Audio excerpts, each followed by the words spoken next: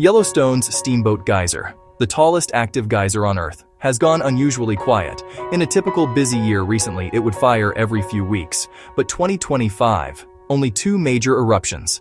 The last one was April 14th, more than 230 days ago.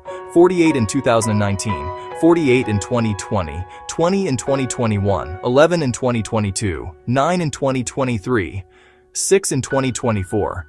What's different now, according to scientists at the Yellowstone Volcano Observatory, is the pattern. In the past, small splashes and rumblings tended to build toward a big blast. This year, the minor activity flickers on, then fades, but it isn't leading to those major eruptions. So, what's going on? There are two main ideas. First, water supply, rain, snowmelt, groundwater levels. If the system isn't getting enough recharge, or it's inconsistent, the geyser can't build pressure to blow. Second, the plumbing.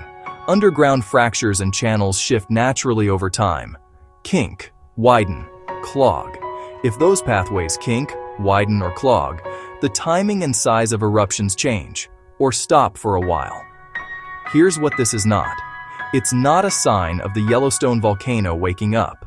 Geophysicists like Mike Poland say, no evidence of magma movement, no unusual earthquakes, no thermal surge that would hint at volcanic trouble.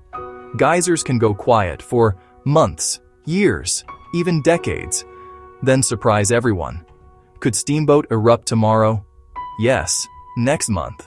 Also possible. Or it could take a very long break. There's genuinely no reliable way to call it. As Poland puts it, normal for a geyser is hard to define. An eruption every few months might be the new normal. Or this lull might just be another chapter in a very long, very quirky story. For now, Steamboat is silent. And in Yellowstone, silence can be part of the spectacle.